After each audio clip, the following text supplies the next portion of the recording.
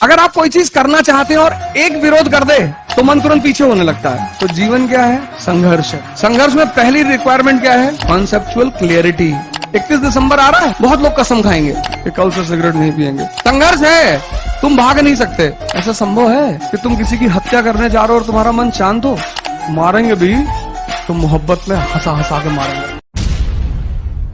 आप भी अपने जीवन में प्रयोग किया करो, तो प्रयोग से आपको बहुत सारी चीजें समझ में आएंगी। जैसे आप बतरा पे खड़े हैं, 5 लोग और खड़े हैं, आपने कहा यार सोशियोलॉजी ऑप्शन ले लिया है, 5 में से 4 तुरंत विरोध करने लगेंगे, कह रहे नंबर नहीं आ रहा पिछले 4 साल से, और ये है और वो है।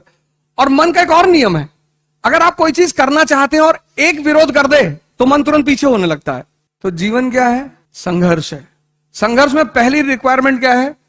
Conceptual clarity. मैं तो इतिहास को एक विषय के रूप में पढ़ा, बाद में वो विषय मेरा गुरु बन गया, और गुरु बनकर उस विषय ने मुझे जो कुछ दिया, अर्जुन, अशोक, अकबर एक तरफ, मोहम्मद बिन तुगलक, औरंगजेब, अडवाणी दूसरी तरफ।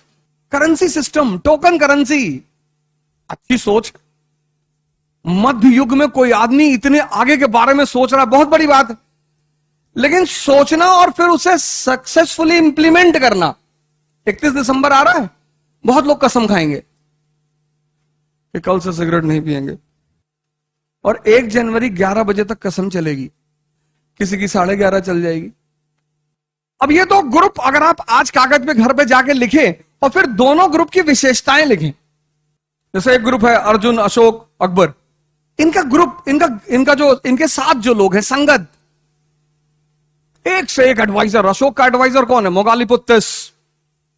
अकबर के नौरत्न देखिए, अर्जुन का तो खैर एडवाइजर भगवान ही है, लेकिन अगर दूसरी लॉबी को आप देखें, वो एडवाइजर चाहते ही नहीं। आप हमेशा, जैसे हम क्लास लेते हैं, कभी कोई बात कह दी क्लास में, किसी लड़के ने हाथ उठाया कि सर ये आप जो बात कह रहे हैं ये तर्क संगत नहीं है सर, प्रमाणित नहीं है, प्रमाण दीजिए। और हमें तो यहां तो प्रमाण देना ही पड़ेगा, और हम तो हिस्ट्री के टीचर हैं, हिस्ट्री में तो और ज्यादा दिक्कत है।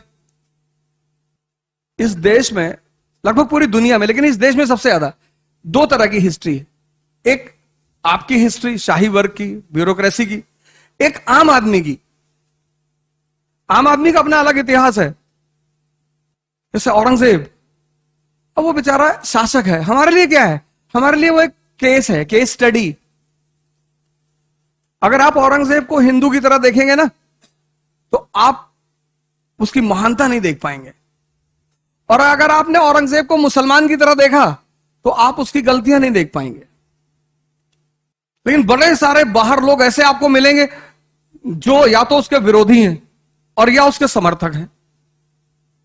कि औरंगजेब जानते भाई साहब, क्या बहुत बड़ा आदमी था। आपको भी कहना हाँ बहुत बड़ा, एक बार ऐसे आसमान में उंगली डाल के छेद कर दिया था। और पहला काम ये करो, इस तैयारी का सिद्धांत पहला ये है कि जो भी करने जा रहे हो, पहला स्टेप होगा कॉन्सेप्चुअल क्लैरिटी। तो पहली चीज क्या है? संघर्ष करना ही है, तुम भाग ही नहीं सकते। उसकी रिक्वायरमेंट क्या है? पहला कॉन्सेप्चुअल क्लैरिटी। संघर्ष है, तुम भाग नहीं सकते, तुम भाग ही नहीं सकते, ऑप्शन ही नहीं है। तो जब भागना नहीं है तो हंस हंस के लड़ेंगे।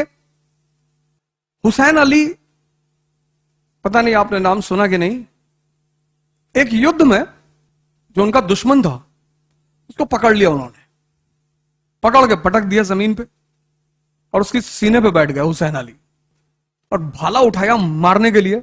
और जैसे ही भाला उठाया सीने में डालने के लिए, वैसे उस आदमी ने जिसके सीने पे वो बैठे थे, उसने हुसैन अली के मुंह पे थूक दिया। हुसैन अली ने भाला रख दिया, कहा जाओ। अरे उसने कहा गलती कर रहे हो। बोला जाओ, आज नहीं मारेंगे तुम्हें। तो उसने कहा मैं तो चला जाऊंगा, पर वजह जानना चाहता हूं, आज क्यों नहीं मारोगे? उसने कहा जब तक मैंने भाला उठाया तब तक मेरे मन में कोई तरंग नहीं थी, मैं शांत था। ऐसा संभव है? बोले जब तुमने मेरे मुंह पे थूका तो मेरा मन अशांत हो गया, मुझे क्रोध आ गया, और मैं क्रोध में किसी को मार नहीं सकता। अगले दिन मारेंगे भी तो मोहब्बत में हंसा हंसा के मारेंगे।